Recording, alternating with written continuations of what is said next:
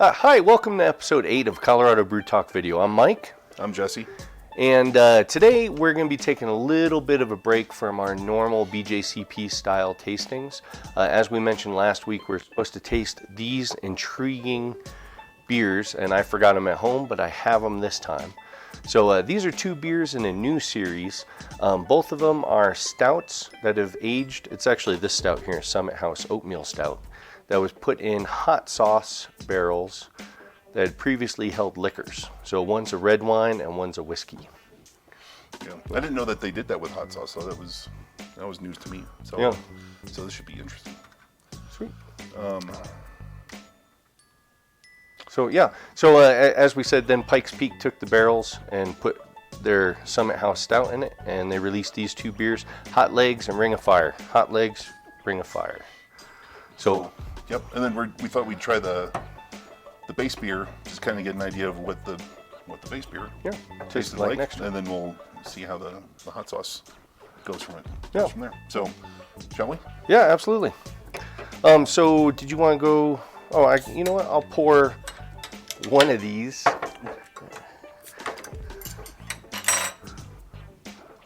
We're gonna have to make sure we give them back in the same order. Yeah, we'll have to. Okay. Here's one. Wait, I stole your glass. Yeah. Wait, okay. That's good.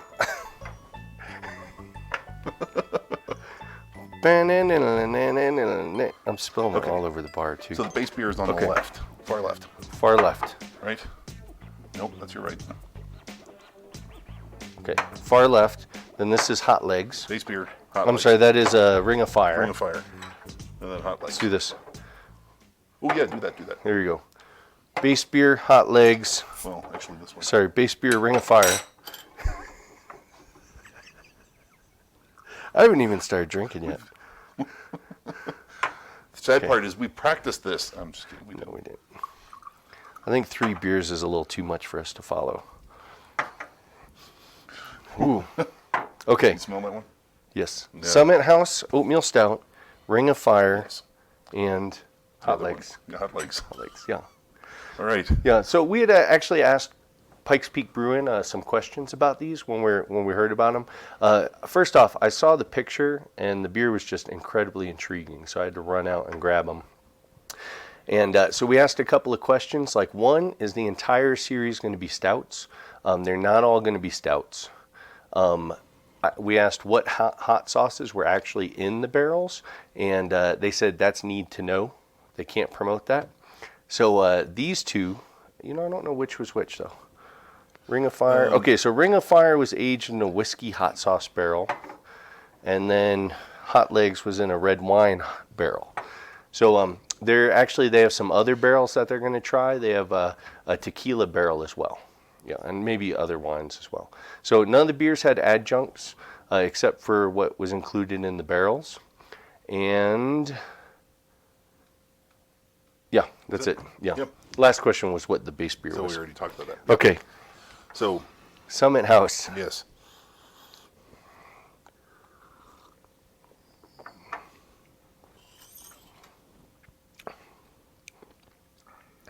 That's exactly what you'd expect. Yep. Yeah. That's an oatmeal stout, but it's pretty Nice and roasty. Yep. That's exactly the word I was going to use. Roasty, almost smoky. Oh no, but yeah, roasty's a better adjective. So it has a nice body to it. Have you delved into the other 2 yet? I have not. I'm scared. I'm not. I'm not a big chili beer guy. I'm not a hot beer guy. That's his. So you get the hot sauce right off the bat.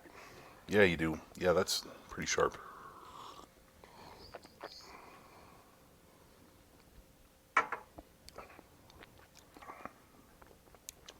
That's peppery. That's really peppery. Yeah. A little bit of spice. It kind of kicks you in the back of the throat a bit. I was going to say the hot sauce flavor isn't as predominant as I expected from the aroma. Yeah. Yeah. And then like when you finish it, that's when all the pepper comes in to the party. Yeah.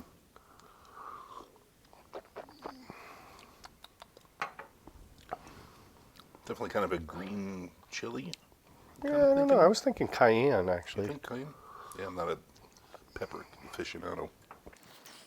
That's quite tasty. I don't think it's terribly spicy. I mean, you get the spice flavors, but it's not like making my mouth burn or anything. And, No. you know, usually with capsaicin, you get that burn in the back of the throat. Well, I'm getting that. Are you? Yeah, Okay. for sure I'm getting that. I mean, it's not unpleasant. I don't know if I'd want to drink that by myself. Well, you're gonna, mister. Well, Yeah, so I'm getting more of, I mean, actual pepper spiciness, Yeah. not the capsaicin that's been fermented, kind of weird sensation you get. okay. You know? Yeah, and you lost me. Someone out there knows what I'm I'm talking about. sure you're probably going, that Jesse guy's an idiot. How does he not know? Well, like when I drink chili beers, it's usually like I said, you drink it, you swallow, and then you have kind of like just a feeling in the back of your throat. And it's not the same as the spiciness if you had eaten the chilies or the peppers. It just tastes, I don't know. I don't know how else to explain it. Yeah, I know. But like I said, I don't get that from it. I get the spiciness of the peppers. Yeah. And okay, not that's- terribly spicy either. No, it's not terrible. No, it's not. My chili beer was way spicier. That's, yeah. Okay, here we go with hot legs. His hot legs, okay. I'm not getting as much of the chili in the aroma. I cheated. I jumped right into the That's fine. sip. No, I'm getting it a little bit.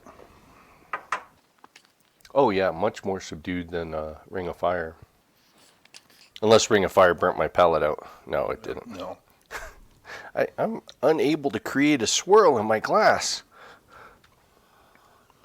So this is the red wine, the hot legs. Mm-hmm. It's much more mellow It than is- Ring of Fire. It is more mellow. That is really interesting. Yeah, interesting is a good word.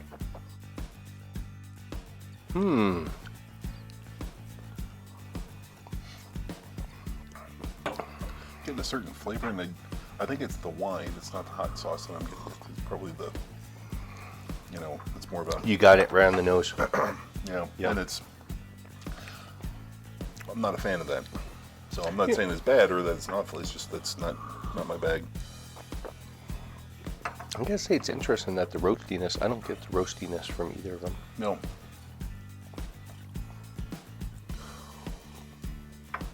Like the barrel just ate that up.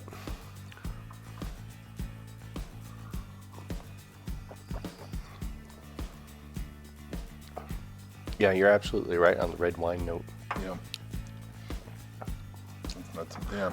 I gotta admit, I was expecting these to burn our face off. Yeah. Yeah. Yeah, I was and- secretly hoping Jesse would burst into tears, was- just have snot and tears running off his face.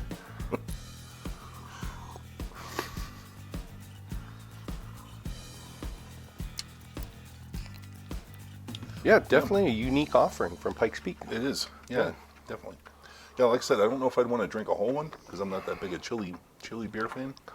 But I like the concept. I like the idea that they took the previously used, the recycling of the barrels like that. That was really a good idea. Yeah, I yeah. really like that. Yeah, I certainly probably wouldn't drink it on a daily basis. And I'm actually worried about heartburn a little bit, but I mean, yeah, I mean, who puts out a hot sauce aged beer? Yeah, You know what I mean, that's pretty interesting. it is. Makes me wonder what else they're going to do in their barrel program at the Lager House. They're going to do a bunch of weird stuff in addition to normal stuff, Yeah, I hadn't considered that. because that would be awesome. Yep. I'm sure, well, if they're doing stuff like this, I can't imagine that they'll deviate too much from that.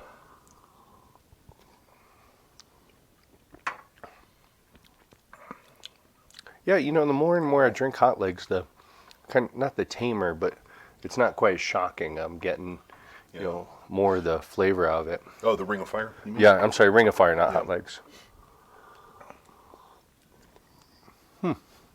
Yeah, you start picking up more of the chili flavor. At least that's what I noticed the last couple sips I had was started noticing like an actual chili flavor to the start. I mean, it was still hot at the end. Yeah, But yeah. I was definitely getting like kind of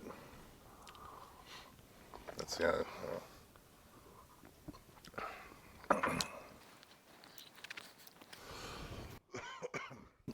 Yeah, very good. yeah. So Yeah, I'm definitely buying the next ones.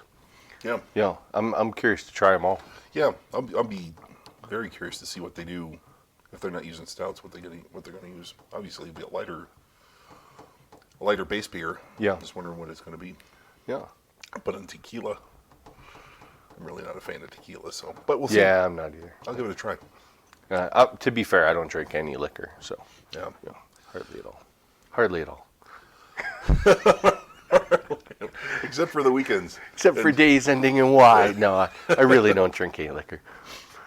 So, go ahead. Did you want to take this segment? Yeah. So yeah, I guess that's it for that. So, normally this is the point where we would bring out the patented hamster ball select-o-matic, but we've already got a couple things on tap. So, what we've done the last couple times is we select it.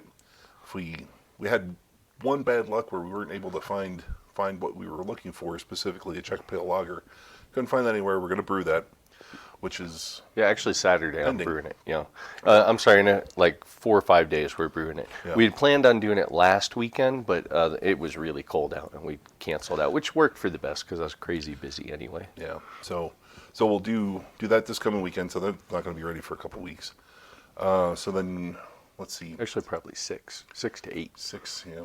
Yeah, well. Yeah, because there's fermenting and then lagering. And the lager. Yeah, I don't know how long it take the lager. And then you want to talk about your pre-prohibition porter connection? Yeah. So, well, when we chose Irish Stout, which we did last week, then we chose pre-prohibition porter, which the only two that the BJCP list are 2 breweries in Pennsylvania. One is Yuengling Porter, which is classified as a classic example of a pre-prohibition porter. And then also a brewery, Lion Brewery in Wilkes-Barre, PA. Yeah. Now, how is that serendipitous? Well, that's serendipitous because I happen to have my niece who is moving to the great state of Colorado from the East Coast, and I asked her very kindly to pick up what she could. So I think Yuengling Porter is not going to be a problem. That's like ubiquitous. That's like everywhere. The other one might be an issue, so we'll see what we get. If we only taste one, we taste one. Yeah. We'll figure it out. If not, we brew it. Yeah. Yeah. I'll find a couple recipes for sure. Yeah. But next episode should be pretty straightforward. It should be International Pale Lager. I'm sure we won't have any trouble finding at least 2 of those examples. The Heineken, Sing, Asahi Super Dry, and Corona Extra are some examples. Exactly. I think we might be able to scrounge some of those up somewhere. Yeah. And I also dragged Jesse to a homebrew club meeting last week, and they are doing a little competition that's part of the club, just like internal to the club, for German alt beers. Oh, right. So I think we might be brewing some German alt beers. So we might dig that one out of the hamster ball select-o-matic, just so we can taste some commercial examples alongside ours. Yeah, bump that up in the rotation. Yeah, might as well since we have it. Yeah, that's a good idea. So, but I think that's it. Yeah. Yeah. So next week we'll plan on International Pale Lager. Yeah. And real quick, we always forget, but if you have comments, suggestions, anything, go ahead, leave a comment below, or you can, whether it's on the YouTube channel or on the blog post, go ahead, leave a comment. Click like, subscribe. We'd appreciate it. We're joking about having a 10 subscriber special. You know, the 10th subscriber will win probably nothing. No, yeah. Or ever.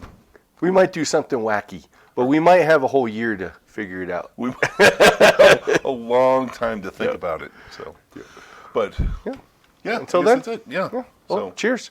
Cheers. Thanks for watching our video. Check out our website at coloradobrewtalk.com for more great content. While you're there, be sure to leave us a comment or drop us a line with your thoughts. You can also find us on Facebook and Twitter at CO Brew Talk, or follow the links below. Make sure to like this video and subscribe to our channel so you don't miss any future content. Or episodes. That's the case, baby. Is that freedom rock? Well, turn it up, dude. Turn it up, man.